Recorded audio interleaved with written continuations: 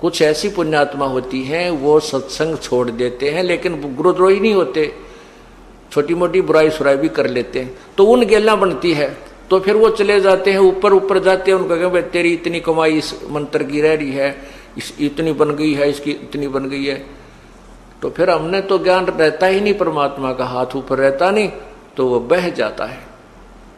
तो कितने दयालु है भगवान के, जब तक हम उनसे विमुख भी हो गए और वो फिर भी हमारे लिए तड़फ रहा है। क्या याद दिलाता है, शिव मंडल ब्रह्मापुरी चे विष्णु लोक में हो और हमरे गुण भूला नहीं तो आण छटाऊं। तो गुण के वो परमात्मा के बताया करते थे, गुरुजी क्या बताते थे भगवान की महिमा, कि तुम्हारे साथ ऐसा धोखा होगा वहां पर, और जब तुम चले जाओ उस विष्णु लोक या ब्रह्मा लोक या शिव लोक में, तुम्हारी जब भी आंख खुल जावे कि हे भगवान हम तक गलत आ गए।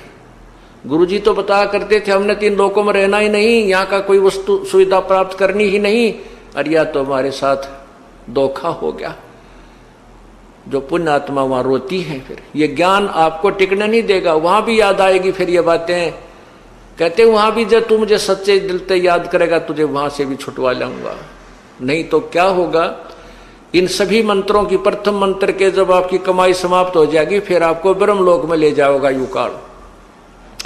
ये जो ओम का जो जाप है इसका ब्रह्मलोक में आपको सुविधा देगा, और वहां मनमाने 1000 युग तक आप वहां रह सकते हो। इस ओम नाम की जो विधि हमने बताई, इसकी इतनी जबरदस्त कमाई आपकी बन जाएगी। उसके बाद आपको सतनाम प्राप्त हुआ है, जिसको सारनाम भी नहीं हुआ है और वो विमुख हो गया है, उसके साथ फिर यह बनेगी।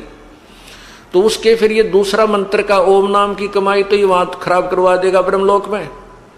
फिर जो दूसरा मंत्र तत्व मंत्र है, इसने एक और कमाल कर रखा है कि ब्रह्मलोक में नकली सतलोक, झूठा नकली अलखलोक, अगमलोक और अनामी लोक की रचना करवा रखी है। उस दूसरे मंत्र यानी तत्व मंत्र का जो जाप है उसकी कमाई को ये वहां खत्म करवा देता है बैठाकर। और जो कहते हैं हम सतलोक में आ गए, ये नकली संत बतावे हैं, बोला फिर सतलोक है, उस तो ऊपर बोला साडा लोक है थरा गए बोलियो। तो वो जो झूठे लोक बना रखे ब्रह्मलोक में, काल ने इस माया से झूठी कंस्ट्रक्शन करवा रखी है, रचना करवा रखी है, तो उसको वहां खत्म करवा देते हैं। उसके बाद 84 लाख योनियों में ये डाल दिया जाता है। अब बात आ गई जिसको तीनों नाम मिल गए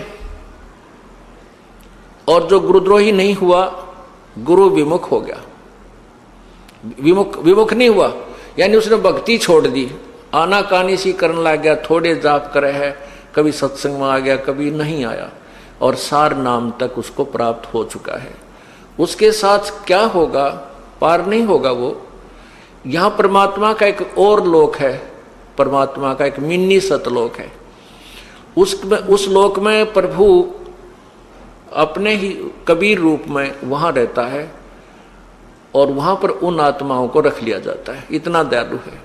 और जब कभी भक्ति युग आता है उस समय उनको इस पृथ्वी पर जन्म देता है।